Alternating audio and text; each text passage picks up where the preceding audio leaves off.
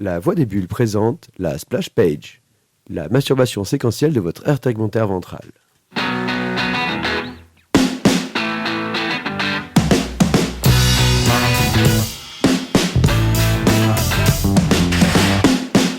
Bonsoir, la 7e émission, celle secrète, où on boit du Pigadou, une sorte de vieux télégraphe reclassé, dont on sait pas d'où ça le sort, mais il était pas mauvais. Pigadou, mais... Et là on est en train de boire du Picsandou, voilà. Un vin très gras. Un truc vraiment qui est en train de nous délicatement nous recouvrir les papilles. Je suis accompagné du docteur Ça Cizac, glisse tout seul dans la gorge après. qui a fait un excellent choix. Bien joué, ça glisse tout seul dans la gorge. Monsieur Bonsoir connaisseur. messieurs, dames, je glisse tout seul dans la gorge. Annie, Ah, vous avez fait des... sucettes. Ah, pardon. Et donc, bien évidemment, il y a le One IPA qui est avec nous aussi. Bonsoir. Lui aussi il glisse tout seul. Enfin, surtout sur le front. Ce soir, sur le fond du gras. Ce soir, donc, nous allons parler de quoi ? De chronique que va nous faire donc nos intervenants, c'est-à-dire le One Eye, le Tizac et moi-même. Et puis c'est un peu une spéciale des Calanques et des Bulles. C'est une spéciale des Calanques et des Bulles. En fait, on n'a pas réussi à se connecter sur Slack, Skype, tous les trucs communautaires possibles et imaginables avec les organisateurs. Donc, on va parler d'eux tout de suite, sans eux. En disant beaucoup de bien, j'espère. Et en vous présentant du coup aussi un petit peu les conférences, une sorte de teaser des conférences que nous ferons lors du festival qui aura lieu le 16 et 17 avril à l'espace Bargemont à Marseille. Oui, car nos chroniques du jour, c'est ça. Ce sont des teasings, un peu des sujets qu'on va traiter un peu plus longuement On va essayer de vous donner envie. pendant le festival des Calanques et des Bulles. Et donc le One IPA va nous parler des prémices du Turbo Média, une histoire de la BD enrichie. Car nous allons avoir la chance de rencontrer Balak et Clem Clé. donc qui a fondé entre guillemets le genre le Turbo Média, et Clem Clé qui est une autrice d'ailleurs on va dire, je crois, Une auteure. je sais jamais. Enfin quoi qu'il en soit, très prometteuse. J'adore son travail. Promettrice.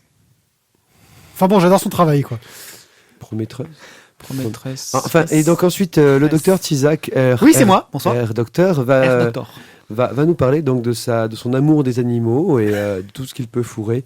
Et de nous dire pourquoi foutre... Non, c'est foutre. C'est pas fourrer. Ah, pardon. Enfin, foutre, ça marche aussi, hein. Ça a toujours une connotation sexuelle, tu le sais. Mais Pourquoi mais c'est pas foutre pareil. des Quand je le animaux diffuse, celui-là, je le mets en... Oui, en Peggy 256. Pourquoi foutre des animaux donc dans... La BD à la place des humains. Des animaux à la place des humains. Ouais, C'est pas ça. cool, le titre. Bah, pourquoi dans mon lit aussi? Bref. Chacun ses goûts. Ça pourrait être. C'est un peu le furie de l'équipe, je crois, c'est ça. Ouais, C'est- voilà. Et donc ensuite, je vous Et toi, parlerai en fait de comment préparer l'interview d'un gars qu'on ne connaît pas ou pas du tout. Ça arrive. Ou Ou même en très fait, peu. on n'a jamais lu un seul truc de lui et d'un coup on se dit il faut que je l'interviewe pendant 1 heure. Oh my god. Mais quelque part, c'est un peu ce qu'on fait ce soir. Parce que ce soir, finalement, on va présenter le festival à la place des organisateurs, en faisant comme si on était un organisateur, mais sans savoir précisément ce qu'ils ont prévu. Bon, si, on a le Si, programme. on sait quand ce qu'ils même. ont prévu, On a parce le qu'on sait programme nous. quand même. C'est nous qui prévoyons. Oui. Voilà. On a le donc, programme, etc. Oui. Euh, C'est cela, oui. On peut déjà parler vite c'est fait. bien des- quand tu te touches le micro comme ça. Bon, Bon, quoi qu'il en soit, on peut déjà, on va lancer. pour parler un peu du festival, annoncer qui va y avoir à ce festival et ce qui va Tout se à passer. fait.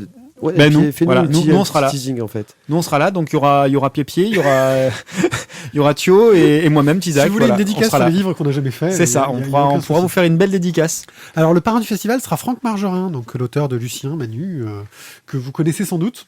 Alors c'est old school, mais c'est connu. Voilà. Ensuite, il y aura tout un groupement des auteurs de Arg avec Beignet, Patrick Beau, et je crois que j'en oublie. Après, ils sont dans le désordre. Ouais, il y a Julien Oui. Loïs, Oui. Julien Loïs, ouais, qui y est. mais sur leur programme, eux, Oui, ils sont dans le désordre. oui, Bon. c'est dans le désordre. Il y aura aussi Anachronique. Anachronique. Feu anachronique. Mais ils sont dans le désordre. Mais je voulais dire dans l'ordre, ce sera plus rapide. Donc nous allons avoir Balak. Monsieur Balak. Monsieur Balak, Monsieur Turbomédia. Patrick Beau.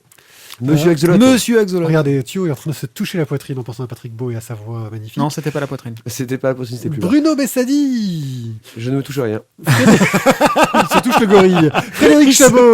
le gorille. Oui, Fred Chabot qu'on a raté l'an dernier. On a Ouais. beaucoup discuté, on a raté Ouais, on a fait l'interview. la fête avec lui l'an dernier, et cette année, C'est il faut ça. pas qu'on le On a rate. fait, ouais, faut qu'on se fasse une interview, hein. Salut, c'est lundi matin. Ah merde, on a Mais oublié de c'est faire parce l'interview. qu'il était avec son pote Julien Monnier, et qu'on a beaucoup bu et discuté, et C'est qu'on vrai, n'a pas eu le mais temps de c'était très sympa. faire des interviews. Aïe. Aïe. Voilà. Richard Di Martino, autre représentant du Atelier. Oui. Dobbs, un scénariste très prometteur. Justement, on parlait des auteurs, on ne connaît rien, mais ça avait l'air vachement bien ce qu'il fait, mais on l'avait Ouais, mais jamais surtout, vu. c'est un scénariste. Voilà. Et puis Et ça, ça en ouais. fera 2 avec Chabot. Ouais, franchement, ça, des scénaristes. J'adore leur dédicace, moi. Domas, mais Domas, on l'aime, on l'adore. C'est de l'amour. Dommage, on fait partie de Oui. son fan club aussi. Ouais. aussi. D'ailleurs, Oui. jetez-vous sur son dernier bouquin. Je l'ai pas encore lu, mais ça. Jetez-vous sur son dernier bouquin, Le syndrome du petit pois. Mathieu me l'a amené aujourd'hui pour que je le Vous lise. vous jetez dessus. Donc Ginzo du Fanzine Anachronique avec Leila, qu'on apprécie beaucoup, qu'on revoit Anachronique. tous les ans aussi d'Anachronique. Même si elle bouffe que de la salade. Oui, chacun ses goûts. Hein. Capitaine Lynn d'Anachronique. Et j'ai parlé de salade. Donc Julien Louis, j'ai déjà dit de Harg. Yann Madé du Zarm Atelier. Ouais. Ce travail m'intéresse pas mal. Je vais peut-être essayer en bonus d'aller le choper. Émilie Oprescu, qu'on avait déjà interviewé l'an dernier. Ouais. Paca, très présent sur le web, un auteur qui me fait beaucoup rire avec son humour indéfinissable. Passe-temps, Ouais, mais à la 3e blague, il est très drôle. c'est ça. Paca et Passe-temps, ils ont pas fait les nains dans Fort Boyard Ça y Pierre est, Place c'est fait. de Harg, Rémi Torregrossa, Eddie Vaccaro. Monsieur Eddie Vaccaro. Voilà. Et ensuite, À l'ombre des bulles, une association qu'on apprécie beaucoup, qui fait un excellent travail, qui fait venir des auteurs qui travaillent sur de la bande dessinée américaine tous les ans. Et cette année, ils ont fait venir Johnny Higgins, qui est le coloriste de Watchmen. Donc c'est plutôt un peu la classe. Et puis aussi des auteurs là qu'on connaît pas justement, qu'on aura l'occasion de rencontrer. Francesco Mattina, Laura Sanappo, Marco Santucci. Et c'est voilà, beaucoup très italien. Et comme je parle pas un mot d'italien. Et du coup, vous pouvez déjà voir un petit peu ce qu'ils font tous les 4 en fait sur le Facebook de À l'ombre des bulles où ils ont Voilà. déjà mis quelques dédicaces ou mis quelques commandes Oui, qu'ils ont déjà. parce qu'en gros, il déjà accepte des commandes, donc des pré-commissions. Parce que vous savez, les artistes qui travaillent pour les Américains se font payer leurs belles dédicaces, en gros, sinon ils font des dessins vite faits, ce qu'ils appellent le free sketch. Et donc, ils acceptent de faire des pré-commissions, et quand on en envoie certaines, waouh, ils en ont passé une de Marco Santucci il y a pas longtemps, là. Plusieurs même. Ouais, alors j'ai vu celle avec Indiana Jones et Lara Croft. Elle était pas mal. Elle était vraiment pas mal. Donc des artistes de qualité qui nous donnent envie de les rencontrer, mais je sais pas si on arrivera à avoir le temps de rencontrer tout le monde. Et surtout faire une interview en italien, doublé français avec.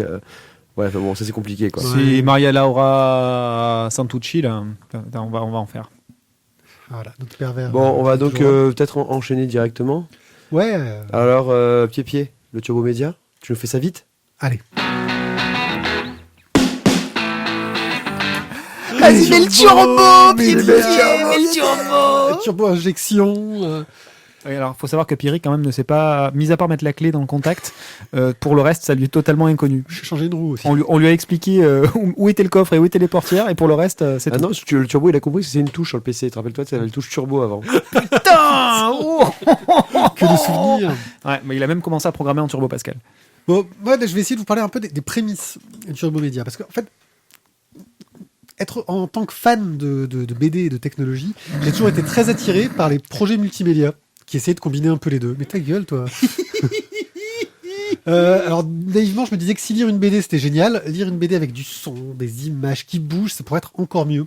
Ça s'appelle un film, non? Ouais, sur le papier, c'est la vidéo. J'y reviendrai sur ce film. Je n'ai pas le seul à me dire, car dès qu'une technologie émerge, les éditeurs se plongent dedans. Il y a qu'à voir l'expérience de réalité augmentée que François Schuiten, alors je sais pas prononcer, c'est Schuiten, je crois qu'il faut dire, c'est belge. On pense à vous.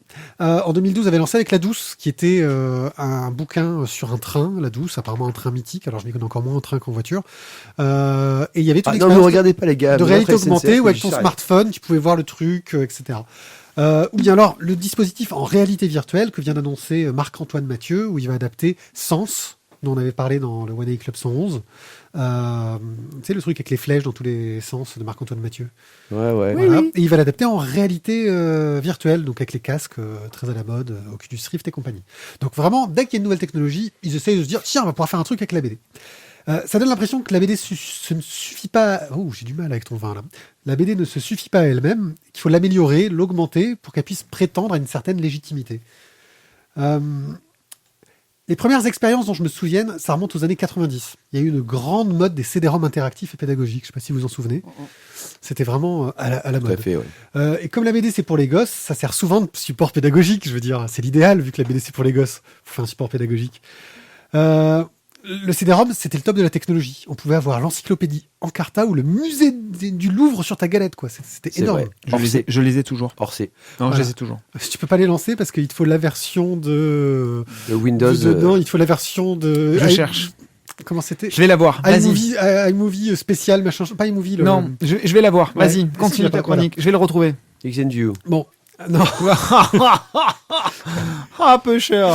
C'était le lecteur de vidéo d'Apple, quoi. Ouais, oui. Mais il te fallait une version spéciale. Si t'avais la version dessus, ça marchait plus. Ouais, c'était un truc de QuickTime, mais. C'est QuickTime. C'est QuickTime. Non, mais c'était un truc Bon. dans QuickTime. Bon, et puis quand on a un nouveau jouet, on essaye toutes les possibilités. Le jouet en question s'appelait Macromedia Director.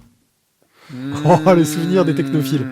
Alors, c'était un logiciel qui s'est dédié à la création de CD-ROM interactifs. C'est vraiment fait pour ça. Ça avait une interface visuelle, donc assez accessible, assez simple, qui permettait d'animer, de sonoriser, d'ajouter des vidéos en qualité un peu médiocre. Hein. On pense qu'on est dans les années 90, début des années 90. Le QXGA. Il y a donc eu toute une série d'expériences de BD sonorisées ou animées, et ça marchait pas. Vraiment, ça marchait pas.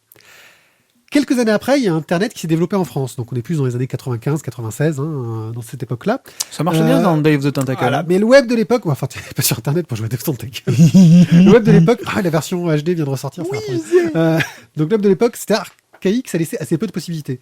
Et alors, certains ont exploité les limitations de la page web. Ils ont joué avec ce que Scott McCloud appelle le canevas infini. Le fait que dans une page web, tu peux te déplacer dans toutes les directions pour suivre un récit qui va monter, descendre à l'infini, vers le bas, etc. T'es pas limité à une page. T'as pas de limite sur les côtés. Tu peux déplacer ton support dans tous les sens. Ouais. Donc, il y en a qui ont réussi à commencer à jouer à ça, mais ça suffisait pas. Alors, on a eu droit à plein de BD qui utilisaient le nouveau jouet à la mode, Le Minitel. Macromedia Flash. Car c'était Macromedia aussi avant d'être Adobe. Ouais. Et puis aussi encore un peu de Director, parce qu'il y avait un truc qui permettait d'exporter le Director pour le web. Il fallait installer le plugin. Pierrick, t'as perdu mes mails là. Tu décartes là. Par contre, il fallait oublier la qualité. Les taux de compression sur le net à l'époque, c'était pourri. Les images étaient lourdes et les connexions lentes. Donc en gros, quand tu voulais voir une BD sur Internet, Le rêve. fallait attendre, être patient. Souvenez-vous de quand vous aviez fait le téléchargement toute la nuit pour avoir votre fichier audio. Non, moi j'ai toujours eu le câble. Enfoiré. Donc on a eu toute une série d'expériences de BD sonorisées ou animées et ça marchait pas. Au son du modem. Voilà. Et puis après il y a le DVD qui est arrivé. US Robotics. Dans tous les salons pour le coup. L'avantage du DVD c'est que tout le monde avait un lecteur DVD au bout d'un moment assez rapidement. Là, dans les années 2000 je dirais, dans ces années-là. Ça me permettait de voir du contenu interactif sans rien installer. Donc pas de plugin, ça. Tu mets ça directement la galette dedans et ça marchait. Niveau interaction, c'était super limité. Parce que moi qui ai déjà fabriqué des DVD, que je sais un peu les possibilités quand tu fabriques un DVD, c'est pas terrible. Tu fais des boucles d'animation plein écran, ou des images fixes, ou des liens en surimpression, mais attention, tu n'auras qu'une couleur pour la surimpression du lien. Des navigations avec les flèches de la télécommande qui parfois partaient en couille parce que quand tu allais sur le côté, ça allait sur le truc du haut, enfin c'était un peu la galère. Donc on a eu toute une série d'expériences de BD sonorisées ou animées. Ça marchait pas. C'était la merde. Bon, le web s'est développé. Alors je vous épargne tout le DVI de Philips qui... et tous ces trucs-là. Enfin bon, le web s'est développé, ça permettait de plus en plus d'interactivité au fur et à mesure que les standards évoluaient. Les auteurs ont appris des erreurs du passé et réfléchi à d'autres formes de narration adaptées à la lecture sur écran. Donc Balak a posé les bases du turbomédia, donc en se basant un peu sur toutes ces expériences. Et si, selon moi, il faut en retenir qu'une règle du turbomédia, c'est que le lecteur doit rester maître de son rythme de lecture. C'est ce qui fait une des particularités principales de la BD. Et c'est ce que toutes les expériences précédentes avaient oublié. En voulant rajouter du son, où tu étais obligé d'attendre la fin du son pour pouvoir continuer, ou en ajoutant une image animée, où tu étais obligé d'attendre la fin de l'image animée pour continuer, etc. Alors, verra-t-on des BD sous forme de Blu-ray ? Ça existe peut-être déjà, je ne suis pas au courant. On trouve déjà des applications de BD sur Internet. Je vais parler de Faleina, qui pour le coup était très réussie. Voilà. Ça reste une possibilité. Mais ce serait selon moi, si on commence à voir ce genre de développement qui arrive, la preuve qu'auteurs et éditeurs n'ont pas appris les échecs du passé et que ils oublient que peut-être que la bande dessinée, ce n'est pas en rajouter plus, c'est juste mieux gérer les possibilités qu'on a et savoir gérer le minimalisme pour faire passer un message et laisser le lecteur maître de sa lecture. Ouais, je pense que le maître mot à retenir, c'est ça, c'est le lecteur doit rester maître de sa lecture dans le sens où c'est lui qui fixe son rythme.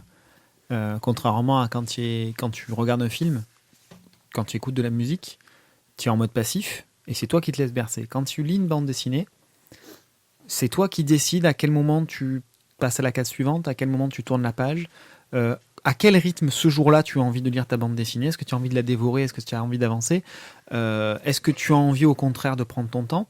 C'est vrai que la narration ou le type de dessin vont induire d'une certaine façon un rythme, mais après, ce rythme-là, c'est toi qui le décides, c'est toi qui décides de le suivre c'est ou de le relatif, ralentir. c'est-à-dire ou de que la l'accélérer. vitesse de lecture n'indique pas la vitesse de ce qui se passe dans le récit. Exactement. Tu peux faire une superbe grande pleine page pour montrer, regardez, c'est une grande pleine page très contemplative avec un paysage de loin et tu te dis, oh, cette pleine page, c'est un moment de contemplation, il se passe des heures. Bien, tu peux faire une pleine page où tu as un gars qui fout un gros pain dans la gueule à quelqu'un et ce moment-là, c'est une demi-seconde.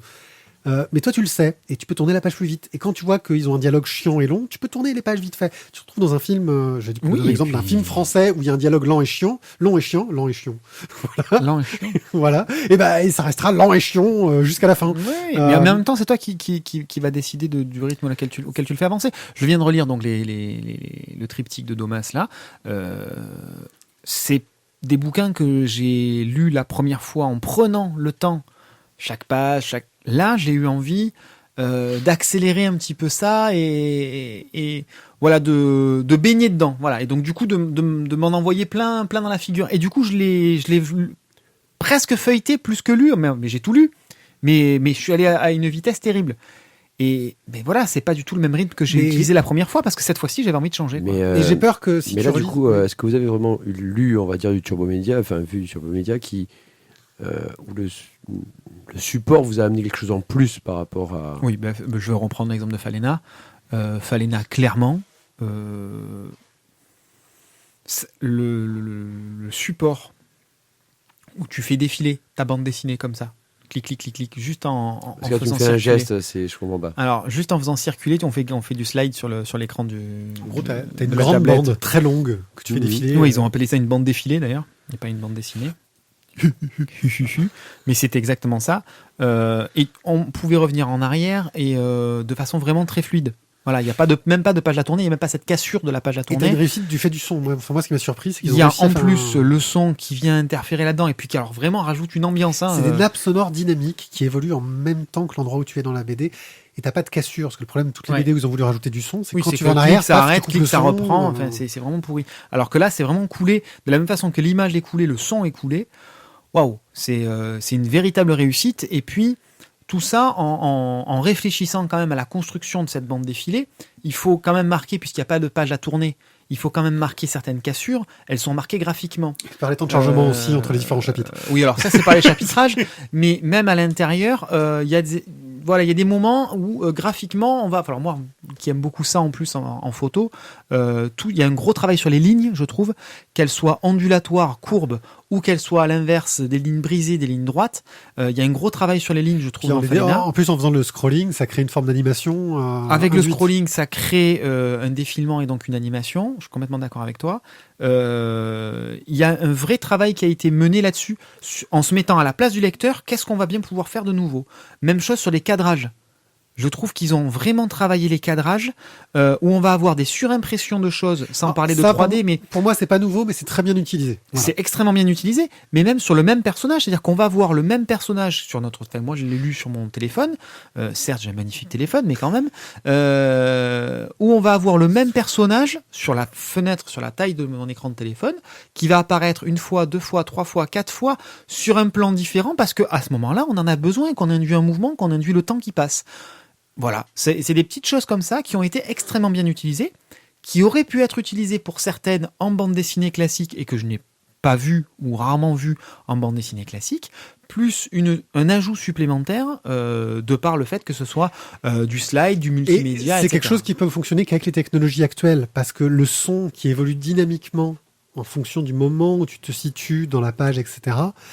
C'est technologiquement quelque chose qui était très complexe. Et qui n'a pas été doit toujours transposable, l'être, même, d'ailleurs. et qui est sans doute complexe, puisque ça n'a pas été transposable en dehors de Voilà, c'est ce iOS qu'elle nous et disait- d'Android. C'est ce qu'elle nous disait. Ça n'a pas été possible, ne serait-ce que de le mettre sur un Google Chrome en diffusion web. parce ça qu'il n'a y a pas des été légers possible. lags. Parce qu'il y a des légers lags, en fait. Exactement. Ça demandait Donc, du développement un peu complexe. voilà, ça, techniquement parlant, sans dire que c'est à la pointe, mais pas loin. Marietta Rennes ne désespérait pas que ce soit possible sur du HTML5, mais pour le moment, ils avaient trop de difficultés techniques C'est pour que ça. ce soit fait. Donc, clairement, on est quand même sur quelque chose qui est dans le haut du panier en termes de conception et Mais bien est-ce réfléchi. qu'on retrouve pas du coup la discussion qu'on avait eue avec la personne qui fait le site de conseil BD là, qu'on avait eu en splash page. Laquelle Le gars qui nous parlait justement de la programmation, des normes au niveau Oui, de Second City. Sequence City, voilà. Mais est-ce que là, alors il faudra peut-être poser la question à Balak, mais est-ce qu'on n'est pas vraiment dans un problème où les auteurs BD vont devenir des programmeurs plus que des auteurs de bande dessinée, quoi. Alors, je vais prendre l'exemple de Clem Clé, je crois, Oui. qui, elle, conceptualise le scénario et les dessins, mais qui se décharge de la partie technique sur quelqu'un d'autre. Sur quelqu'un d'autre, c'est Batraf qui fait toute la partie. Et ensuite, tu as d'ailleurs, on les a invités à une prochaine émission, les auteurs qui travaillent sur les auteurs numériques. Donc c'est une plateforme qui vient d'être lancée. Donc on les a invités pour une prochaine émission. J'espère qu'on arrivera à se mettre d'accord pour trouver un rendez-vous. Qui eux proposent une plateforme de diffusion, mais aussi un outil. En gros, tu crées tes images et ensuite ils vont avoir un outil qui va te permettre de créer le turbo média avec les transitions, les animations, les passages d'une image à l'autre, etc. Donc, qui devrait permettre de simplifier. Donc, je pense qu'on est dans les prémices, qu'il y a les outils qui sont en train de se créer pour avoir cette simplicité-là et qui apprend aussi de tout ce que je racontais, de toutes ces tentatives de vouloir se dire que la bande dessinée, il faut en faire plus pour la rendre mieux. Alors que non, il ne faut pas en faire plus. Il faut juste l'écrire pour le support sur lequel on va la mettre. C'est pas parce que sur ton téléphone tu peux avoir du son, de la 3D et tout ce que tu veux qu'il faut forcément mettre dans tes BD, parce qu'il y a peu de chances que ça serve ton histoire. Au contraire, tu risques de te planter en essayant de faire autre chose que de la BD. Je veux dire, si tu as une image qui bouge et du son que tu peux pas modifier, t'es plus dans de la BD, t'es dans du film. Et je vais aller très loin, je pense à La Jetée de Chris Marker, qui est un film il y a quasiment que des photos dedans, que des images fixes. Dans ce film-là, tu dis mais ça pourrait être une BD. Non, parce qu'il a pensé son film dans la temporalité. Donc là, je fais la télo avec La Jetée de Chris Marker. C'est le film qui a inspiré. C'est un film avec une jetée en fait et des bateaux qui passent. Non, c'est le film qui a inspiré l'Armée des 12 singes. Oh merde. Oui. Donc c'est un grand film. C'est très réputé. La jetée. Mais en fait, du coup, ça me rassure parce que c'est-à-dire que c'est pas entièrement sorti que de la tête de Terry Gilliam, quoi. Non, parce que Terry Gilliam, ça aurait été. Oui, c'est pas étonnant. Finalement, c'est peut-être le fait qu'il y ait déjà eu quelque chose sur lequel s'appuyer que ça a été moins pire. Qu'il a pu le faire. Enfin, il a voulu faire Don Quichotte, c'était pas Il y avait un truc sur lequel s'appuyer, mais ça a raté, quoi. Voilà, non mais je veux dire, comme quoi. Enfin voilà, donc je pense qu'il y a. Voilà, le Turbo Média apporte quelque chose parce que il essaye pas de faire plus, il essaye de faire mieux, selon moi. Moi, je trouve qu'il essaye de faire autrement et c'est ça qui est bien. On n'est pas dans une compétition, une concurrence, une comparaison avec la bande dessinée classique. Tu le vois avec Mediant Titi. Il y a une autre proposition qui est faite. Tu le vois avec Mediant Titi. Ils ont fait Mediant Titi en Turbo Média et quand ils ont dû l'adapter en BD, ils ont dû faire des dessins en plus parce que la narration Turbo Média est différente de la narration album et que il faut s'adapter, changer les choses. C'est pas la même façon de raconter. Eh bien, merci Pied pour ces précisions donc, sur le Turbo Média. On fera donc, Pied fera une conférence sur le Turbo Média le dimanche 17 à 14h30 à l'espace Barjamin. Conférencier. Ouais. Et je pense que pas très référencier. Le docteur Tizak ou moi-même seront en fait à la sono un des deux. Vous Le live jockey, c'est Momo. Vous pourrez poser des questions aussi. Voilà, vous pourrez poser plein de questions et vous pourrez rencontrer du coup Balak et Clem Clé qui seront, à mon avis, ravis de vous répondre. Donc pour information, l'espace Bargemont se situe derrière la mairie principale à Marseille. L'hôtel de ville. Et ça a l'air très joli comme espace. J'espère qu'on sera bien installé. On ne connaît pas encore, mais en tout cas, ça a l'air très joli vu les images que j'en ai chopées. Ouais. Non, il y a le truc qui s'est levé.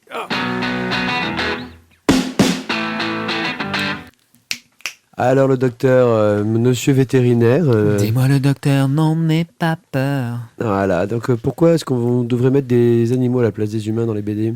Moi je suis contre.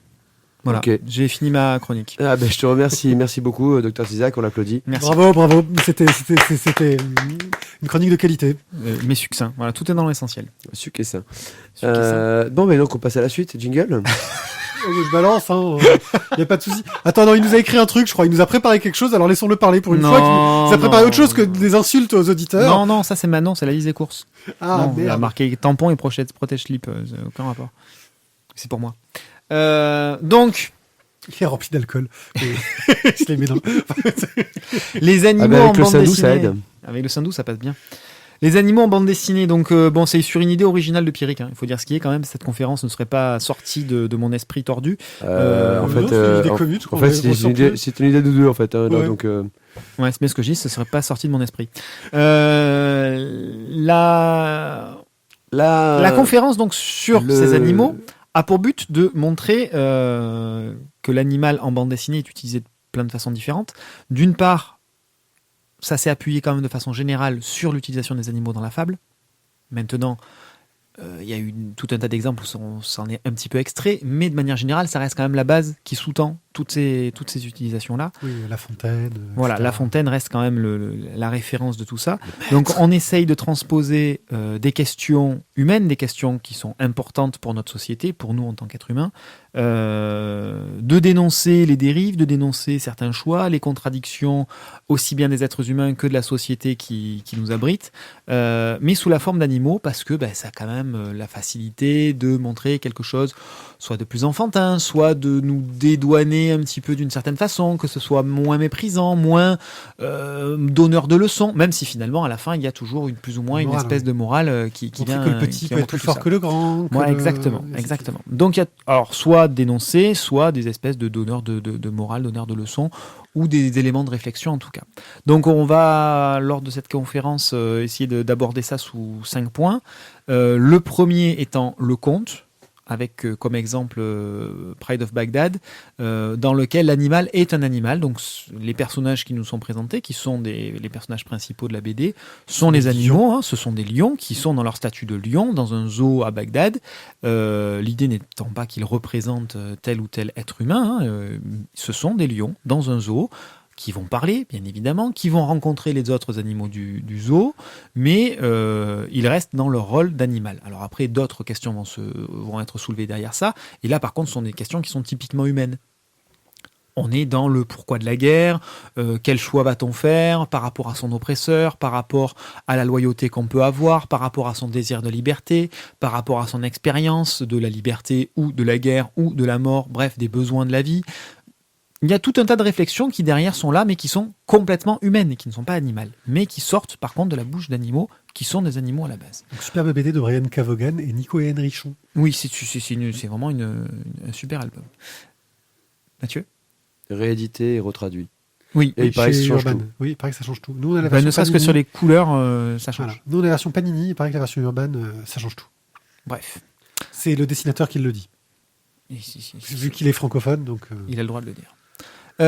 Deuxième thème qui sera abordé, c'est l'humour par le biais de Garou le Faux, Rantanplan, enfin, on peut avoir plein d'exemples différents. Et là, on est clairement dans l'animal qui a des réflexions humaines. Certes, ça reste un animal, mais qui est clairement dans un monde humain, avec des réflexions humaines, des problématiques humaines, qui sortent même de contes où l'animal n'était pas utilisé en tant qu'animal, mais en tant qu'humain. Garou le Faux, la problématique reste très, très humainement humaine. Voilà. Oui, c'est la grenouille qui devient humain. Vraiment. Asile. Autre référence à un des meilleurs gags de la série. Oui, enfin, bon, présenté comme ça, le meilleur gag de la série, présenté comme ça, les gars, vous donnez pas envie. Ouais. Mais c'est une Non, mais excellente. il faut le lire. Oui, mais les lecteurs de Garou le Faux reconnaîtront et ont rigolé. Oui, mais du Tu coup, ne les t'as as pas pas donné entendus, envie regarde, à je ceux... les entends. Tu les entends Ils rigolent. Mais t'as pas donné envie à ceux qui l'ont pas lu, en fait. Troisième Ce sera point ton qui rôle sera lors de la conférence. abordé Le dimanche matin à 11h à l'espace Bergemont. Putain, il va falloir que je me lève. Qui sera le médiéval. Alors là, par contre, ce sera à vous de donner envie, parce que moi, je suis pas un gros fan. Ce sont les légendes de la garde. Donc là, on est dans l'animal qui est dans une société qui est totalement humanisée. Donc effectivement, ce sont des animaux, donc des petites souris en l'occurrence, mais dans une société médiévale empli d'homme. Il n'y a pas de différence, on n'est pas du tout dans un statut d'animal. Et là encore, avec... Si, il y a le statut d'animal, mais juste pour justifier leur taille et la différence avec les autres créatures qui vont rentrer, mais ils ont vraiment une société et une structure de vie ils sont organisés en société, en Société modèle, humaine, en modèle mais ce sont- répliqué voilà, ce sont de la société. que des animaux, mais dans une euh, société humaine. Exactement. Donc c'est pour coller au comportement assez classique, assez archétypaux des figures humaines, avec transposition aux animaux. Voilà. On est sur ce genre de choses avec une comparaison avec la société féodale. Autre thématique, l'aventure humoristique. Alors là, une grande référence de Cap et de Croc. Hérol, Masbou. Voilà, merci. Mais là, du coup, tu veux en parler ou tu vois qu'on le fasse aussi? En fait, je suis pas sûr d'être là dimanche matin. Ah, ok, voilà, non, mais va après, J'ai Aqualicorne. J'ai Aqualicorne de 10h30 à 12h. Voilà, donc je suis pas sûr d'être là disponible. Alors là, je vais reprendre. Dans le Vieux-Port Comment? Dans le Vieux-Port? Dans le Vieux-Port, absolument. Là. Ça va être chaud patate quand même. Hein. Ah, mais il te faut au moins une licorne là, parce que sinon tu survis pas. Ah, bah oui. Ah, voilà, pendant que tu fais Aqualicorne, tu bois le sang de la licorne. C'est le seul moyen de survivre. L'anthropomorphe au milieu des humains. J'ai envie de vous dire, celui-là, titre, c'est pas moi non plus qui l'ai sorti. Hein, Mais c'est pas moi non plus celui-là, parce que même moi j'ai eu du mal avec. C'est de moi. Il est tout content. Petit con. Bref. Je t'explique en 2 mots, c'est pas compliqué. C'est qu'en gros, on se retrouve dans un monde où les humains existent et on a des personnages. Une partie seulement qui sont représentés par des animaux, mais qui sont traités comme s'ils étaient humains. C'est ça. Mais vraiment leur particularité anthropomorphique, donc le fait qu'ils, d'ailleurs, sont des humains zoomorphiques en fait plus, mais tu vois, c'est compliqué. Oui, l'humain zoomorphique. Voilà, c'est pas des animaux anthropomorphiques, c'est des humains zoomorphiques. Ce sont des humains avec leur caractère d'humain, mais transposés à l'état animal. Voilà, donc tu vois, t'es vraiment dans quelque chose d'un peu plus complexe. Et là, vraiment, on va pouvoir montrer cette différence de caractère. C'est vraiment là, le côté animal n'est là que pour poser un archétype. Mais pas seulement, parce que ça permettra aussi de légitimer certaines actions à la limite de la bienséance. Mais là, du coup, vous avez un exemple de ça? Parce que là, c'est un peu obtus quand même. Eh bien, on pourra prendre l'exemple d'un héros qui va tuer l'un de ses ennemis, alors que la bienséance, la bonne chose voudrait que on l'arrête, qu'on l'immobilise, qu'on l'emprisonne. Nathan Fillon, dans Firefly. La vengeance n'est en aucun cas l'apanage du héros. C'est un humain, c'est vrai. Sauf que la vengeance est humaine, et quand on a besoin de faire sortir ces traits qui sont humains, mais qui ne sont pas très plaisants à montrer, eh bien la transformation en animal permet justement de faire ressortir le côté animal de nos personnages, et du coup est toléré. C'est surtout des personnages de Cap et de Croc, en tout cas, ce sont des animaux qui essayent de réfréner leurs plus bas instincts. On voit de Villa Lobos qui essaye de résister à ces instincts. Ah, d'accord, voilà. Donc c'est ton exemple, c'est de Cap et de Croc. Oui. D'accord, ok. Voilà, non, parce que je vous demandais un exemple et en fait, vous m'avez pas donné. Parce que depuis le départ, on a parlé de Cap et de Croc. Je crois que tu veux un exemple précis dans de Cap et de Croc. Non, mais il a dû s'endormir. Tu sais, c'est son micro-sommeil, les yeux ouverts. Voilà, merci. Dernier thème qui sera abordé. On aurait pu en développer d'autres, mais on se limite à ça, pour des raisons techniques de temps et d'argent. D'argent. Aucun rapport. Le polar, le thème du polar. Alors bien sûr, Mathieu pourra en parler longuement avec Black Sad. Je parlerai pas, je serai pas là non plus. Ah merde, t'as Aqualicorne toi aussi. Ouais. Au même cours? Au même cours sans doute. Ouais. C'est Sandrine qui nous fait le cours? Ouais. Putain, ça va être bon ça. Donc le polar avec Black Sad. Comment on s'inscrit à votre cours? On mettra un lien sur le site de la Voix des Bulles pour s'inscrire au cours d'Aqualicorne de Sandrine. N'oubliez pas votre plug anal chauffant. Il fait froid dans le Vieux-Port. L'animal qui personnifie l'humain. Mathieu, qu'est-ce que tu peux nous en dire? Tu as 2 heures. Black Sad.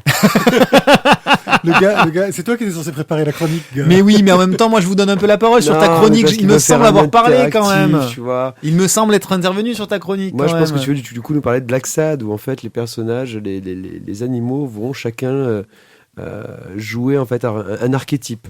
Voilà, chaque personnage est un archétype. Alors les videurs de boîtes sont représentés par des gorilles. On aura des bikers qui seront des moutons parce que ils sont en petit groupe, hein, ils sont en petits troupeaux. Ils roulent en meute. Et ils roulent en meute.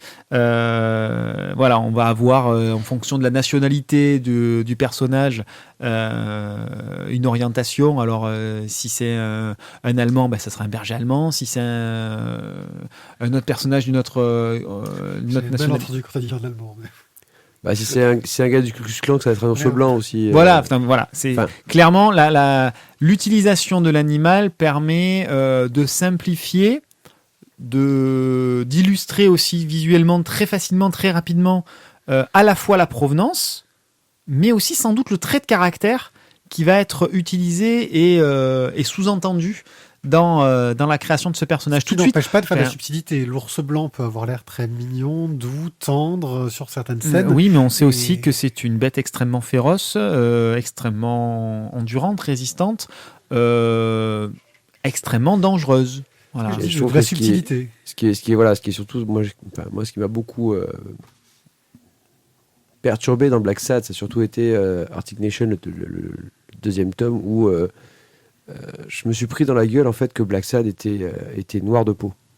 Pour moi, Black Sad c'était un chat. Voilà, c'était un polar. C'était un minou. Mais sauf que c'est un minou noir. Non, mais c'était un polar animalier. Et en fait, quand ils ont touché ce sujet en fait du racisme, là, je me suis pris ça dans la gueule. J'ai fait, mais putain, mais j'avais pas pensé 5 secondes. J'avais pas pensé, mais un quart de millième de seconde, quoi. Et ça, c'est l'avantage justement de cet anthropomorphisme au niveau des personnages, c'est qu'il y a des choses que l'on va voir comme étant évidentes. On nous montre un renard, on va tout de suite se dire qu'il est rusé. Une fouine, forcément qu'elle va être un peu fourbe.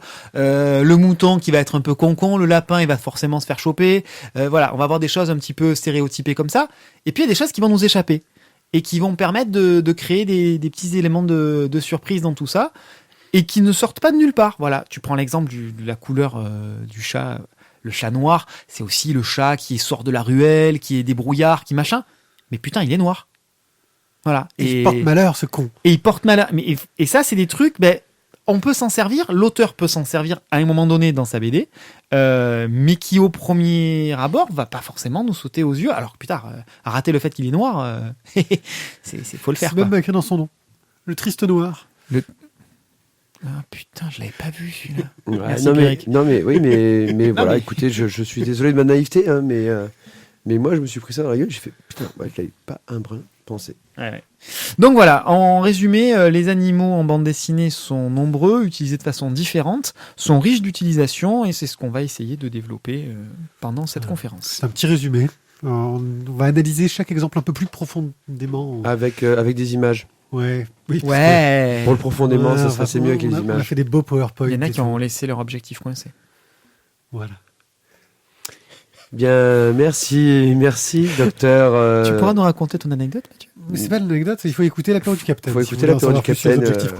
Grâce à Pied, maintenant, j'ai tué mon temps à écouter plein de podcasts et en fait, je n'en peux plus parce que j'ai toujours du retard. Voilà. Sur ses corrections de copie. Il écoute des choses aussi intelligentes que Studio 404 et aussi Season 1 aussi. Season 1, c'est pas mal. Et puis après, l'apéro du Capitaine, l'agence Too Geek. Franck Ferrand, Temporium, que savoir ? Une chose à savoir, je crois. Voilà. J'écoute pas tout ce que t'écoutes, mais il y a en fait, voilà, c'est que j'en écoute trop. Enfin, le truc de science, c'est quoi ? Une chose à savoir, ça dure 2 minutes, c'est une info par jour. Voilà. D'accord. C'est très sympa, c'est rapide. Enfin bon, on va passer à la suite. Ouais, c'est à toi en plus. Mais si tu envoies le jingle.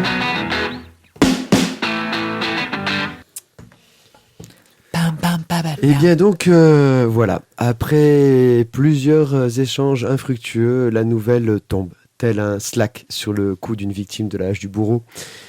Tu dois faire un sujet sur l'enfer du décor. Le Slack, les gars. Slack. Oui, Slack, oui. Merci, voilà, quand même. C'est notre nouvel outil de communication, Slack, c'est tout. Slack, la hache, le bourreau, quoi. Ok, bon, c'est pas grave. Pied, ce qu'il adore, c'est le hashtag. Moi, j'ai kiffé tout à l'heure, Pierrick, quand tu nous as envoyé le petit message avec marqué « Ouais, pour les émissions, on le fait telle date, hashtag tranquille. » Avec un K. Et là, je l'ai fait, putain, mais Pied, il se prend pour un jeune, quoi. Non, mais Pied, mais c'est pas possible. Alors voilà, on va juste revenir sur le sujet. Non mais Slack, je pense à ça parce que Slack du coup c'est un dièse, hein, un mot dièse comme dirait. C'est un dièse. Tu dois faire un sujet sur l'envers du décor. Comment préparer l'interview d'un gars qu'on ne connaît pas, qu'on n'a jamais lu et dont on sait à peu près même pas épeler le nom. Ça nous est arrivé plusieurs fois, ça. Et là, plusieurs solutions, mais après, je te demanderai ton avis. Plusieurs solutions... Ça, ta gueule, ça veut dire. Ça veut dire... C'est un ta gueule super bien amené. Toi, tu commences à devenir journaliste.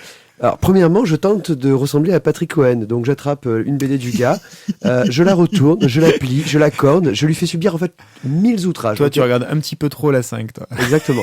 Ma femme regarde la scène. Et là, je vais jouer le fan transi devant l'auteur, une sorte de filet de bave un petit peu hésitant au coin de la bouche. Ah oui. Et on va sortir des bonnes questions, des questions pertinentes. Je vous adore. Oh mais vous êtes formidable. Mais quelle virtuosité dans le poignet. Forcément, ça avance à rien, c'est une interview pourrie. Tu sors des citations au hasard du bouquin en disant « Oh, que c'était belle cette phrase !» Et oui, voilà. Deuxième inspiration pour préparer le truc, là, je vais taper le nom de l'auteur, le titre de la BD, je vais me faire toutes les interviews qui ont déjà été sorties et je fais cracher l'imprimante de sa race. J'imprime tout. J'ai 15 pages. Bon, forcément, c'est déjà des questions qu'on lui a posées environ 57 millions de fois. C'est chiant, c'est nul, ça ressemble à un jour de pluie à Marseille ou à un match au Vélodrome de l'OM. Même sans pluie d'ailleurs. Mais on va prendre une troisième tendance. Et là, je vais faire le style le gars. Je ne me suis pas couché depuis le week-end dernier. Et tel un pitbull sous en fête, j'attaque. Là, j'ai rien lu. Salut. Je ne connais rien, mais je suis agressif. Salut, monsieur Syntax. Votre livre Terre des Hommes, c'est une attaque contre les paysans. Alors, monsieur Léo Aldébaran, vous faites quoi? Du populisme de bas étage pour les ignares illettrés ou en mal d'astrologie? Voilà. Là en aussi, mal d'astrologie, Aldébaran. Oh, c'est bon ça, papa. c'est nul, ça sert à rien. Et bien sûr, on n'avance toujours pas dans une bonne interview. Je crois, le débarras. Sinon, il va nous rester la dernière solution, la quatrième, le travailleur. L'acharné de l'ombre. Ça, c'est Mathieu, ça. On l'a toujours dit, hein, il est une bonne petite travailleuse. Celui qui va se faire exploser par son banquier, il a tout acheté. Il ne connaissait rien, mais nuit après nuit, il va tout lire. Il va tout regarder. Il va préparer chaque question, la reformuler, la ciseler comme un petit cristal de Murano pour aboutir à une sorte de moment d'exception. Où la question et la réponse vont s'unir pour transporter l'auditeur dans un voyage fabuleux. Un voyage difficile, certes, hein, une savante alchimie dans une sorte de triangle amoureux où chacun va un petit peu chercher son plaisir. Alors, je vous l'avoue, on espère quand même chaque fois qu'on prépare une interview vous faire un petit peu toucher les étoiles. Alors, lorsqu'on arrive déjà à vous faire décrocher la lune, c'est déjà pas mal. Et j'espère que quand on se rencontrera à l'espace Bargemont, ça se passera bien. Merci, bravo. Oh, Mathieu. C'était très joli. C'était bon, ça. Tu écris très bien, Mathieu. Et donc maintenant... Par contre, tu parles moins bien. Tu sais ce que c'est? Ça, c'est le pic Sindou et le pigalou de tout à l'heure. Ça m'a dégoûté. Le pigalou Sindou. Voilà. Bon, et donc du coup, vos expériences à vous sur des interviews d'auteurs qu'on ne connaissait pas, qu'on a découvert et que d'un coup tu fais oh mon Dieu, faut que je l'interviewe. Il y a toujours une très grande peur. Il y a toujours une très grande peur, c'est est-ce que je vais aimer? Parce que quand tu arrives devant un gars, tu fais bon. Alors nous, notre situation, c'est qu'au festival des Calanques et des Bulles, dans le deal, c'est vous allez faire une rencontre avec le parrain. Donc on va avoir 1 heure d'interview avec le parrain du festival, mais quand on signe, on sait pas qui c'est. Donc c'est surprise. Et puis des fois t'as des surprises sympas. Alors après ça dépend pour qui, hein, parce qu'on n'a pas tous les mêmes goûts en lecture. Mais quand on m'annonce le parrain, c'est Mézières. Moi je fais je bave, j'en peux plus. Je fais trop bien. Le fan transi, quoi. Je suis le fan transi. J'adore. Je veux dire, j'ai presque tout lu. Ça va. Vous, votre regard est un peu plus ah oui, c'est Valérian. Ah oui, mais je crois que j'en ai lu un quand j'avais 12 ans. C'était sympa. Je les avais fait lire. C'est faux parce que je les avais tous. Mais toi, je les avais fait tous lire. Toi, c'était pas le cas. Alors, justement, quand il y a eu cette chronique cette question en guise de chronique, moi j'ai pensé à 2 éléments. Le premier, ça a été ma première fois au Festival des Calanques, où j'ai remplacé Pied au pied levé. Oui, parce que j'étais un peu au la veille au soir, je crois que c'était oui, ça. c'est ça. Donc Mathieu m'a appelé les larmes au bord des yeux. Implorant, limite. Voilà. Alors, c'était à mi-chemin entre implorant et si tu viens pas, franchement, t'es vraiment un gros enculé. T'es plus mon copain. T'es plus mon copain. Ouais, c'est un peu ça. Il y avait un petit côté comme ça. Il y avait un petit côté de ça. Et donc, du coup, moi, la dernière fois que j'avais lu des BD, c'était avec Pierrick, chez Pierrick, où j'avais dû lui en piquer quelques-unes comme ci, comme ça. Pour aller au shot, quoi. C'est difficile de pas m'en piquer quand on est chez moi. C'est ça. Mais en même temps, j'étais assez éloigné de l'univers de la BD à ce moment-là. Et donc, je suis allé filer un coup de paluche à mon pote. La fleur au fusil. Mais en même temps, l'avantage que j'avais, c'était que j'avais strictement rien à prouver et j'y allais vraiment avec l'esprit candide.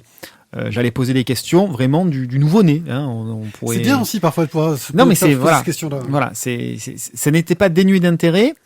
Maintenant, dénué de profondeur, sans doute. Faut dire ce qui est. Pour reprendre le deuxième exemple, j'ai pensé forcément à Mézières. Parce que alors là, quand on a un monument, faut dire ce qui est reconnu mondialement, et qu'on n'aime pas son travail. C'était ton cas, ouais. C'était mon cas. Toi, t'aimes pas les trucs un peu vieillots, c'est ton cas. Oui, et donc cette année, c'est Margerin. Je ferai un commentaire, mais après le festival. C'était très compliqué pour moi de préparer ça. Voilà, parce qu'il fallait forcément que je lise du Mézières, il fallait forcément que je lise l'intégrale de Laureline. Je crois que ton problème, c'est que tu as du mal à te projeter dans l'époque où ça a été publié, en fait. Non, c'est que quand ça ne m'intéresse pas, ça ne m'intéresse pas. Même aujourd'hui, ce genre de bande dessinée ne m'intéresse pas.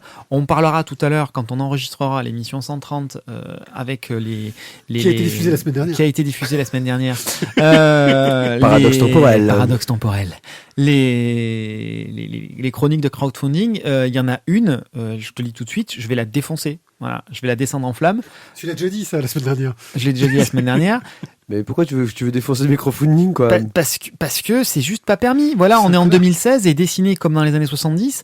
Quel est l'intérêt? Ah, putain, voilà, je sais déjà lequel il parle, sortez autre chose. C'est terrible. Sortez autre chose. Ah ouais, j'en vois deux. Voilà, donc à un moment donné, j'ai vraiment beaucoup de mal avec ça. Maintenant, ça reste de bonnes expériences. Voilà, de la même façon de la même façon qu'avec Arthur de Pince, on s'est régalé. Pour d'autres raisons, avec Mézières, Monsieur Mézières, on s'est régalé en interview. C'est un monsieur, c'est quelqu'un qui a une histoire au-delà de ce qu'il produit, de ce qu'il a produit, en termes de dessin, en termes de scénario, avec son... Ouais. Après, on n'est pas obligé d'aimer tout ce qui est Je publié. n'adhère pas à son travail.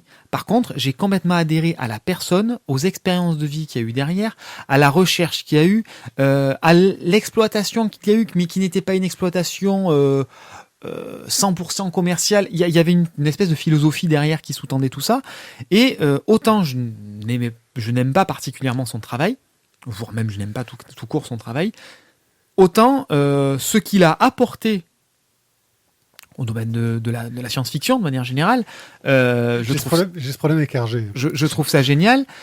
Autant les expériences et la façon qu'il a eu de nous en parler, j'ai trouvé ça génial. L'avantage, c'est que Hergé, tu pourras pas l'interviewer. Voilà. Mais moi, je voudrais du coup juste te resituer dans notre première expérience d'interview. Tu te rappelles Miami Hindu? Je ne peux pas oublier Miami Hindu. Voilà, en fait, on se retrouvait à donc ce premier week-end à Décalanque et des Bulles où en fait on se retrouve devant Miami Hindu. Putain, le bouquin a l'air vachement bien. Non, c'est pas le bouquin a l'air vachement bien, Mathieu. On a acheté tous les deux le même bouquin au même moment. C'est vrai, voilà. Mais du coup, il avait l'air vachement bien quand même. Il était bien, Sabine. Ah oui.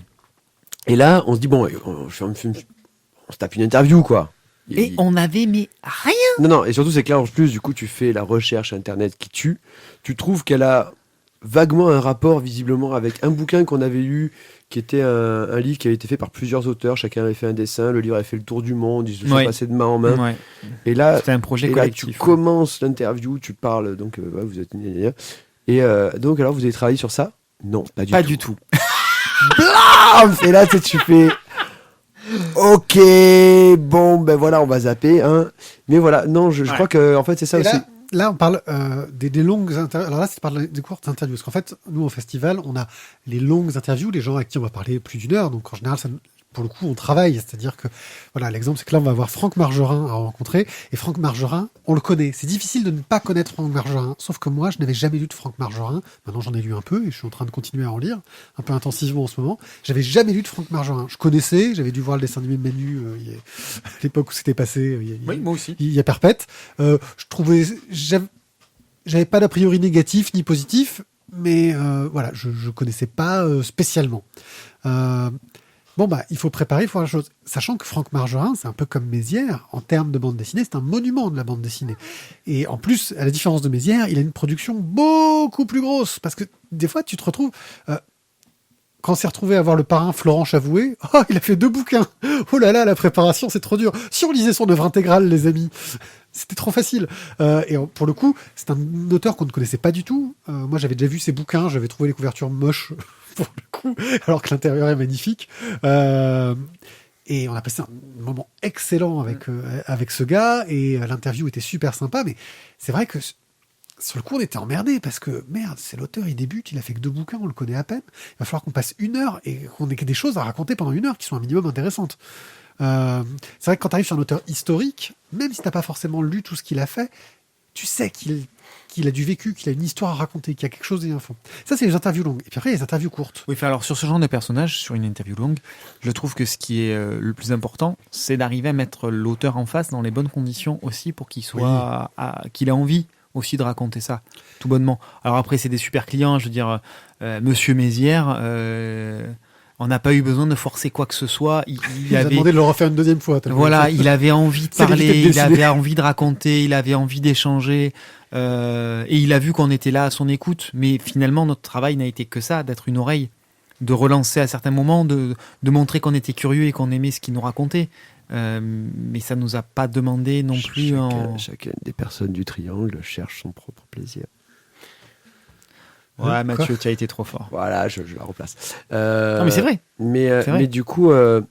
on n'était pas en mode fan. Hein. Enfin, moi, en tout cas, je n'étais pas du tout en mode fan. Hein. Mais voilà, mais en fait, chacun a fait son taf, quoi, et est rentré dans son rôle. Moi, j'avais aussi envie que tu nous racontes, pied, une interview, en fait. Malheureusement, toujours sur DCDB, je ne cite qu'un festival. C'est là qu'on a fait le plus. C'est là qu'on a fait le plus, parce qu'on en a fait après sur Skype ou d'autres trucs. L'interview totalement what the fuck, où en fait, tu as...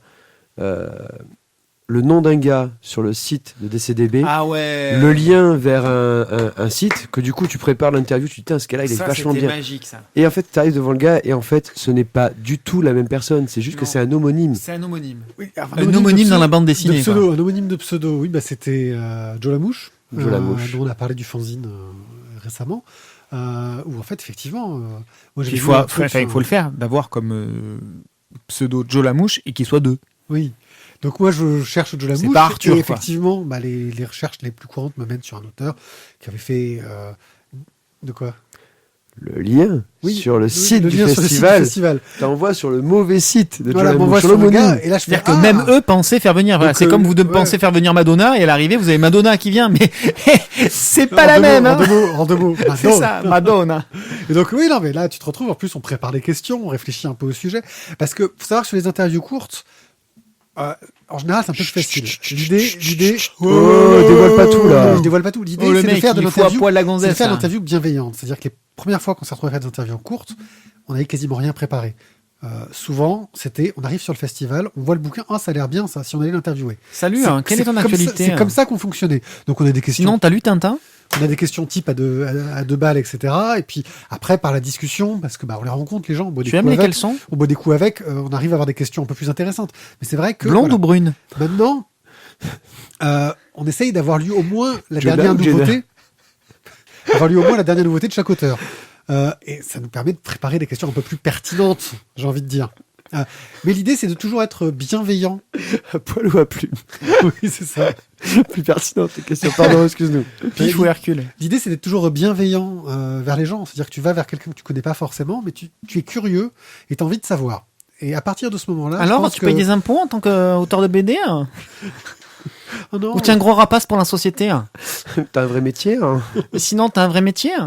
Il faudrait qu'on puisse se permettre de poser des questions à Quand t'as plus de PQ chez toi, tu peux en racheter ou tu te sors tes dessins? Mais ça fait quoi d'être une femme quand on dessine dans la BD? Vous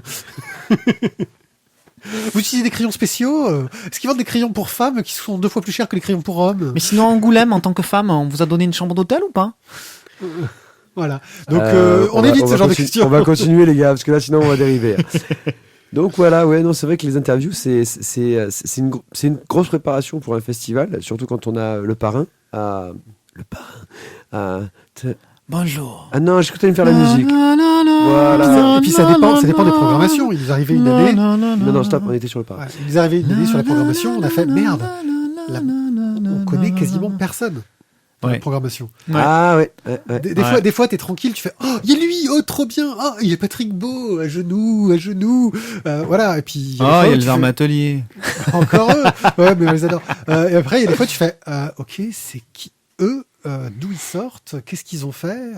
Mais du coup, il y a des fois où tu découvres des auteurs aussi, parce que tu les connais pas du tout, tu n'as jamais vu ce qu'ils ont fait. Oui, c'est de la découverte, oui. Mais parce que quand tu vois le nombre de sorties qu'il y a en bande dessinée par mois, forcément, il y a des choses, même si on ne peut pas. Tu peux pas tout voir. C'est impossible. Même si t'as, en plus de toi, tu as un super libraire qui, entre guillemets, te fait des super conseils, qui dit ouais, tiens, ça, il faut que tu testes, c'est trop bien. Mais tu peux pas même tout lui, voir. il peut pas tout voir. L'exemple va venir sur Florent Chavoué. Florent Chavoué, je suis même pas sûr quand je me serais intéressé à lui pour une interview courte, alors que j'adore son travail, que maintenant j'achète tout ce qui sort. Là, il faut que j'achète le Louvre, là, qui a sorti, qui a l'air trop bien. Mais à la base, ça m'intéressait pas du tout, quoi. Et c'est vrai que c'est la rencontre, la découverte de cette œuvre là-dessus. Parce qu'effectivement, même si on s'impose un peu comme on est des spécialistes en bande dessinée, on est super fort, on n'est pas payé pour ça, on n'a pas le temps de tout lire, et on rate des tonnes de trucs. On est des spécialistes. On fait une émission, on parle que de BD, donc quelque part on est un peu spécialiste. Voilà. Les experts et peine Mirabeau BD. Les experts. Les experts. On était pères, mais aveugles. Avant, quoi, voilà. Non, spécialiste, je pense que c'est un terme un peu fort quand même. Si. Si. Non, franchement, quand tu vois le journal télé de TF1 ou de France 2, Voilà. on a fait venir nos spécialistes. Ouais. Non, mais C'est là, vrai, dessus, clairement, on est plus spécialiste que les grands médias sur la BD, ça c'est sûr. C'est sûr. c'est certain. Notre expert Asie du Sud-Est. Bonsoir, moi je tiens le restaurant Porte de Choisy. Je suis l'expert pour TF1 juste ce soir. Non, c'est pas possible. C'est pas Putain, possible. tes accents, toi. Faut que t'arrêtes tes accents, je pense. Je veux dire, c'est sacré. Là, tu vois, en fait, et tu l'as pas vu, mais en fait, on a eu deux regards, Ouais, c'était non, mais regarde. arrête, quoi. Non, mais arrête tes Bah, accents, quoi, c'est pourquoi pas possible. Vous êtes que de racisme. Dans tous les cas, voilà, si vous voulez écouter nos interviews, les longues, ce sera au Festival des Calanques et des Bulles. Les courtes, ce sera dans l'émission La Voix des De Bulles. toute façon, on diffusera les longues et les courtes, donc. Ouais, mais c'est surtout. Ah, moi, elle est pas courte. Hein. Non, mais c'est parce qu'en fait, c'est surtout qu'ils viennent. Parce que Ouais, c'est- venez nous voir. pour les longues, ils viennent, tu vois, parce que les courtes, de toute façon, ils ne pourront pas les entendre. À Alors, moins qu'ils pour- nous suivent toute la journée. Pour faire simple, vous qui nous écoutez, nous serons avec forcément un t-shirt de La Voix des Bulles, du One Eye Club, pour que vous puissiez nous reconnaître. Ouais. Ne cherchez pas un chapeau, ne cherchez pas un costume de CTLM, on il y a- fera pas comme ça. Il y en Ça a dépend de deux. la météo, parce que si Voilà. peut-être ils sont cachés sous une doudoune, mais en théorie, on a les t-shirts. En théorie, voilà, on il y en a a des deux t-shirts qui One Eye ont, Club. qui ont un t-shirt bleu garagiste et un qui a un bleu diva. Cherchez qui ça peut être. Le bleu diva. Alors, merci. Hein, je vais me dire merci à moi-même. Merci à vous pour cette chronique. Et puis on passe à la suite. Retour travail sérieux, une entente parfaite sur la base de l'adieu très honnête résout les problèmes d'érection. Mais c'est le docteur Skizrak qui va nous faire sa rubrique. Le vétérinaire est présent. Bonsoir les gars. Bon alors, le docteur est dans la place. Tout bête. Ouais.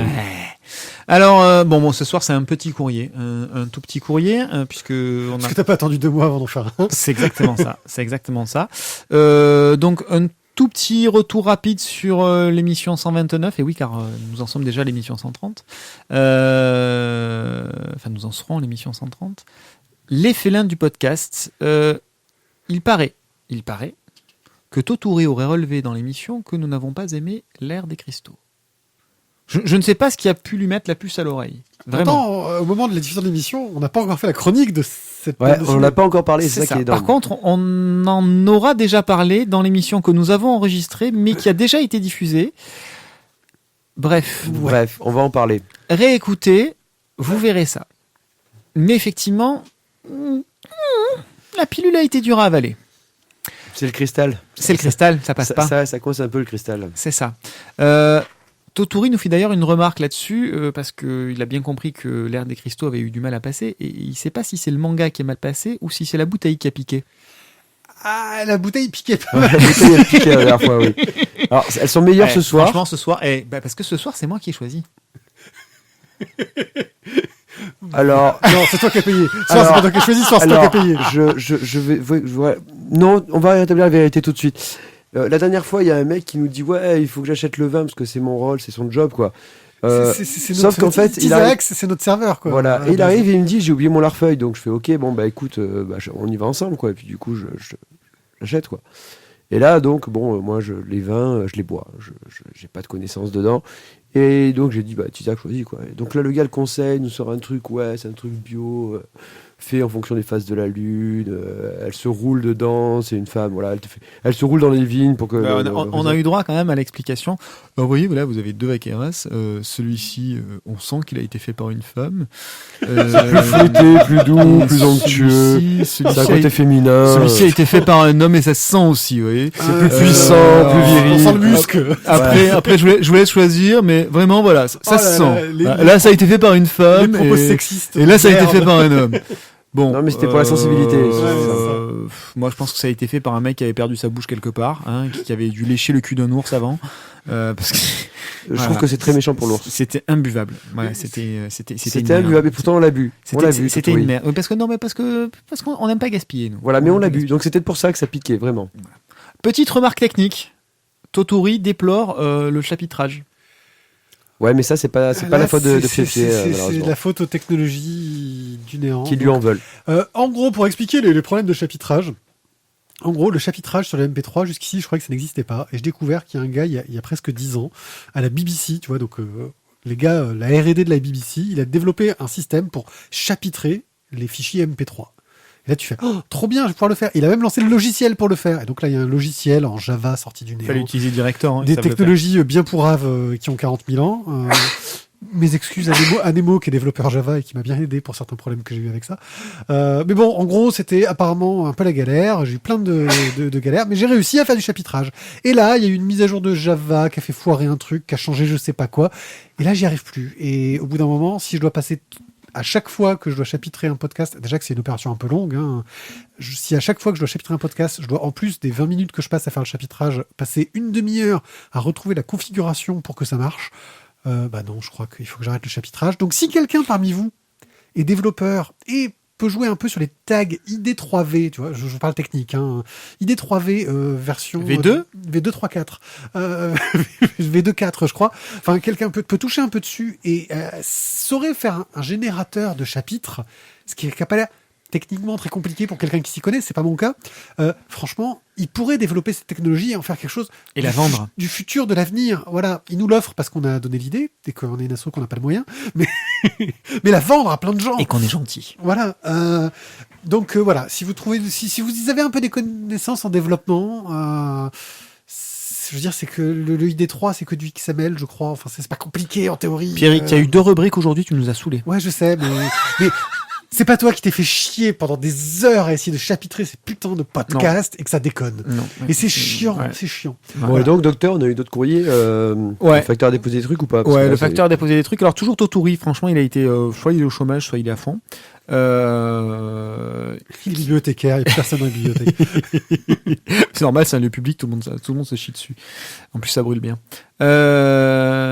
Donc il essaye de te titiller, mon petit pied-pied. Oh, Il essaye de te dans quel titiller. sens? Comme dirait Pascal Sevran, ça va Tintin? Sur Tintin. En disant que la rumeur d'un relaunch de Tintin, produit par une certaine société obscure, Moulinsart, société anonyme. Hein. Vous n'avez pas vu la blague qui est sortie? Attends, juste hors sujet vite fait. La blague qui est sortie sur Internet, comme quoi Moulinsart demanderait 250 € pour tous les gens qui utilisent une image de Tintin. Tintin qui pleure. De Tintin qui pleure sur un site Stylgographie. Hein, c'était une blague, mais ça m'a beaucoup fait rire tellement c'était crédible. Oui, c'est qu'en fait, c'était tellement crédible que ça aurait pu être vrai. Tout est possible. Donc voilà, bref, il paraît qu'il y a un relaunch de Tintin qui est dans les tuyaux, mon petit pied-pied. Totori réinsiste là-dessus. Merton s'est permis de recadrer les choses en disant que c'était bien pour protéger l'œuvre de l'auteur initial, Hergé, parce que tu comprends, on peut pas en faire n'importe quoi non plus. Et puis si en plus on peut se faire grave de caille dessus, c'est pas négligeable. Bon, en gros, comme je le disais, C'est un bon résumé, je trouve. Hein, c'est un bon il résumé. faut savoir que en 2053 ou 54, Tintin va tomber dans le domaine public. Ce qui On pose s'en un fout, gros- Barjavel a dit que c'était la fin du monde. ce qui pose un gros problème à la société qui gère les droits, parce que dans ce cas-là, Paco Rabanne aussi, je crois, mais vachement. n'importe qui pourra faire n'importe quoi. Paco, c'était avec, la fin du Tintin. monde avec son parfum. Tu vois, on pourra faire Tintin sur YouPorn, on pourra faire n'importe quoi, et ce serait une honte Porn de Tintin. dégrader ce personnage à ce point-là. Tintin, Tintin, Tintin, Tintin, Tintin.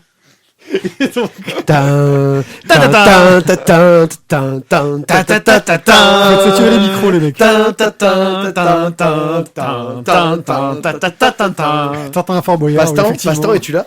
Et donc, bref, Tintanindra, tête de tigre. en gros, apparemment, Moulinsart n'aurait pas rejeté l'idée de faire un nouveau tome de Tintin en 2052. Donc quelques années, 2052, donc quelques années avant la perte du droit. Pour... Je suis ton père. Ça va pas, les gars. T'es en train de tuer les oreilles en plus. Donc en 2052, sortir un nouvel album de Tintin pour protéger le personnage. Et Pendant donc, en encore gros, 50 ans? En gros, pour protéger le personnage, ils iraient jusqu'à faire ce contre pourquoi Hergé s'opposait, C'est- c'est-à-dire c'est-à-dire que quelqu'un reprenne le personnage pour empêcher les gens de reprendre le personnage. Enfin, depuis 5000 ans, les musulmans, ils protègent l'image de leur prophète. Hein. On pourrait faire Tintin et Mouloud comme ça aussi, on serait tranquille pour 5000 ans. Hein. Oh là là, il faut Mais que t'arrêtes avec la pourquoi de politique, suite toi. avec la politique, T'arrêtes avec la quoi. politique, toi. Non, mais arrête, quoi. Tu n'aimes pas Tintin et Mouloud? C'est moche, hein. C'est moche. Bon, enfin, donc, du coup, Tintin. Donc non. bref, Tintin, quoi. Hein. Bon, alors, du coup, je suis sûr que moi, il en manque encore au moins une de news. Et je suis oui, sûr il que en tu vas parler. manque une. Voilà, j'allais dire, voilà. Il en manque une. Par contre, je te préviens tout de suite, hein, le carton rouge est déjà prêt, il a le doigt sur le bouton pour t'éjecter. Ouais, moi aussi, j'ai le doigt sur le bouton. Délivrer des mots. Pardon. Délivrer les mots. Et de retour parmi nous. Je suis surpris d'ailleurs, parce qu'avec ta dernière chronique, j'aurais cru que... Et j'ai envie de te dire, il y a... a des femmes qui... Putain, je sens que ça va être pire. Ça va être Alors, avant Je toute me chose, préparais à couper son micro. avant toute chose, déjà, je tiens à le dire, la Splash Page, c'est visiblement mon émission. Je suis en totale contradiction avec ce que va dire Tizak. Je ne sais pas ce qu'il va dire, mais je suis pas avec lui, je ne suis pas là, je ne cautionne rien.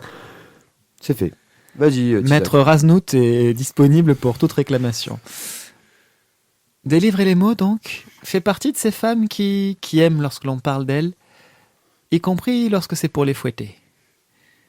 Elle commence donc son commentaire en disant « Avant tout, je tiens à remercier le docteur Tizak pour ses précieux conseils. » Et là, j'ai envie de dire, après lui avoir mis une putain de fessée pendant 15 minutes, elle vient, elle me dit merci. Voilà. Moi, j'ai envie de lui dire merci à mon tour. Il faut qu'on l'interdise de faire cette rubrique, c'est pas possible. C'est pas possible. Ou alors, non, moi je pense quelque part, il faudrait qu'on demande un droit de réponse. Voilà, qu'il faut que délivrer des mots viennent. Voilà, alors moi, délivrer les mots. Tu sais quoi? Non, voilà. Il faudrait que tu viennes dans l'émission. En plus, il osera moins... Sûrement moins l'ouvrir. moins Voilà. l'ouvrir en ta présence. Ça dépend. Là, je pense qu'il osera moins. Et Non, moi, franchement, on à la mettra, deuxième voilà. bouteille de vin, j'oserais pas moins, non. Ah oui, c'est ma meilleure compagne, ça. Coucou. Voilà. Bref, tout ça pour dire que une fois de plus, délivrer les mots, nous allons délivrer un long commentaire. Et somme toute, avec quand même tout un tas de bonnes idées, de bonnes références et de bonnes remarques. Donc, Ça suffit. et oui. Sous-entendu, les autres doivent faire des pourris quand même. Non, mais c'est pas simplement pour faire des petites remarques sur la technique, pour nous dire franchement vous êtes trop bons les gars. Bon, même si elle termine en disant qu'on a été bon, hein, que ça merci à toute l'équipe pour cet épisode, enfin surtout à moi. Disons que Tu manies très bien la cravache. je manie très bien la cravache. Non, mais je préfère mes doigts. Tout ça donc pour.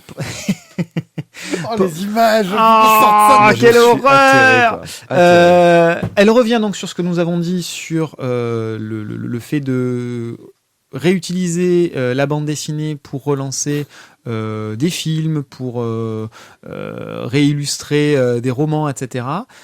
Avec une remarque assez judicieuse en disant que si on prend l'exemple de Frankenstein, puisque nous en avons parlé, que ça fait partie de ces références où, de toute façon, tout un chacun a forcément déjà une image qui est là, parce que, vu le nombre d'adaptations, que ce Oui, mais on a soit... l'image de Karloff, quoi. euh, Tous. Oui, mais pas forcément.